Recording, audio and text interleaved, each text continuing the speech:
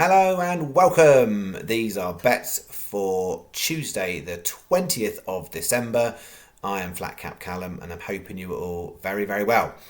All right, coming up on today's vid, we have got two bets. £15 is what we've got. So it's 3/4 stake day, two lucky 15s with additional doubles and singles. So it's sort of a bit like today because I had two lucky 15s for today's selections, but that was 6 horses across the two bets. This is 8 individual horses, 4 different ones in each one. And yeah, there's definitely some additional singles and doubles. There's some nice prices on today's selections for Tuesday. So yeah, we've put a few additions on there. Before I get to those, I'll do the recap of how Monday went. And then just before I do that, I am just going to take the opportunity just to go for a few kind of house notices, because I know there's a few newer folk joining all the time at the moment, and I haven't done a bit of a recap of what the channel's about, even though hopefully it's easy enough to pick up.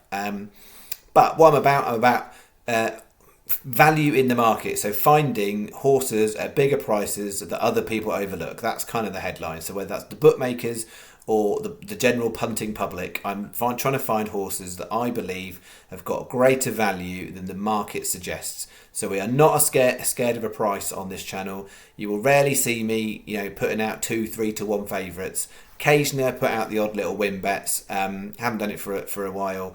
But predominantly what I'm looking at is value prices. So, and when you have value, often that means some gigantic price that other people will look at and think looks ridiculous, and why would you back a horse like that?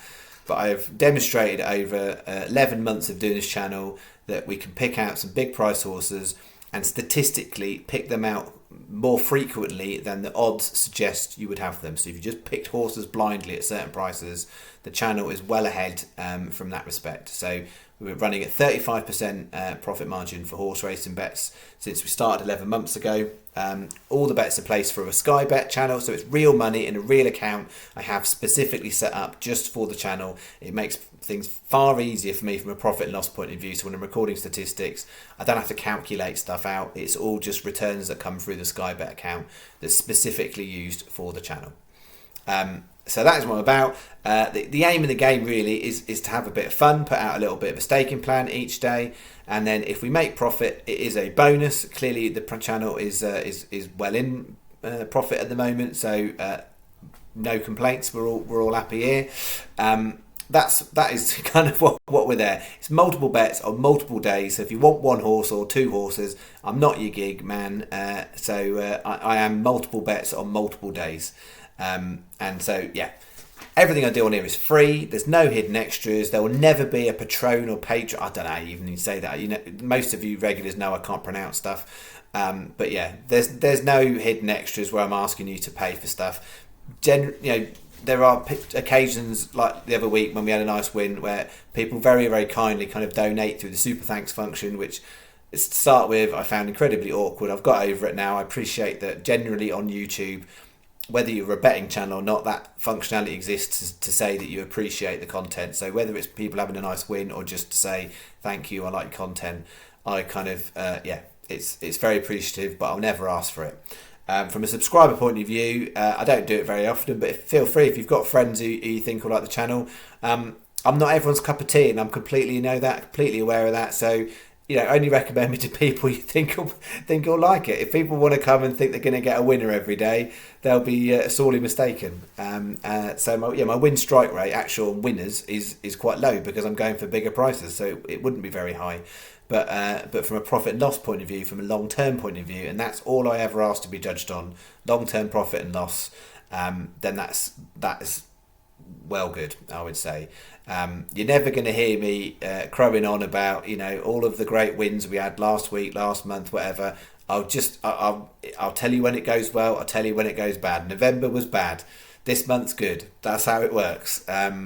So yeah, all the stats are all in the description of every single video. It's updated every single day, and it's all in there. Okay, that's a quick recap for anyone who's newish. How do we do on Monday? We had 10 on, 262 back. Started with this. Solid place, terrible, worse than terrible, not very good is how we went there. So we had 39 pence off that one. That wasn't very good. Then these two horses that I doubled up, as I said, they weren't very good.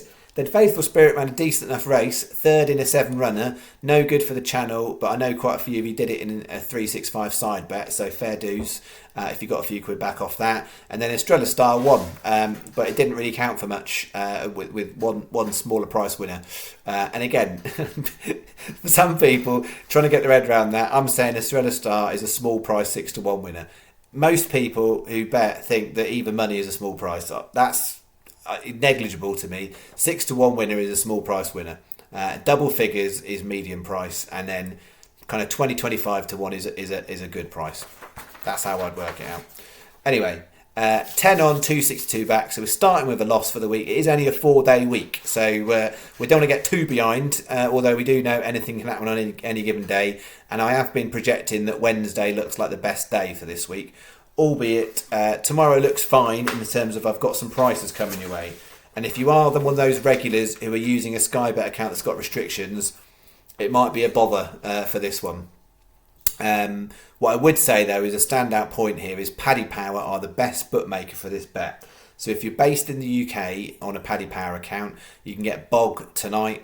If you're in Ireland, you have to wait until the morning, but they are the same place terms at all races than Sky. Sky won't give you Bog on any of these. Paddy Power will. It just depends on whether you're UK based or Ireland based in terms of when you can place the bet. But Paddy Power are the recommended bookmaker for this bet as it stands.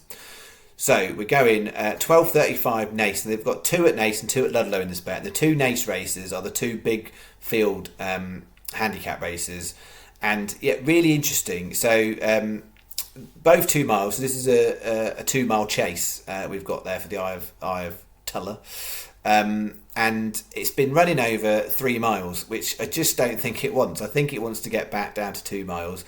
It's got a conditional jockey. He's rode it once before. And he looks like the real deal. He started out the season. He had a couple of winners already. He won his first chase race actually on Sunday. So yeah, he could be one to keep an eye on. And I think this horse could be a little bit lurking because it's been running over longer distances. I think the only thing I'm not keen on is the ground. I would prefer it to be a little bit more on the good side, and it's currently the going is yielding. So I don't think that's terrible, but I think I would be feeling happier if it was good. It's a decent field, and yeah, it's a decent price. So I think that's worth a go in the bet. The 12.35, the Eye of Tulla 50-1. Then we've got the 1.15 Ludlow bought before lunch 20-1. I think it's a really good price. That I would honestly think that should be a single figure price horse. So anything double figures I think is good. Then 2.20, that's a competitive one. I had a bit of a debate. I like the race, just took a while for the horse, and I've gone with Family Pot in that one at 12s. And then the 3.06 at Naas, huge field, and you've got amateur jockeys on there, so you know in some respects it's a lottery, but I'm quite sweet on Copia Verborum in terms of a value. So that horse is almost the rank outsider of the field, and on that terms you should be saying, well, that horse should be in the last couple home.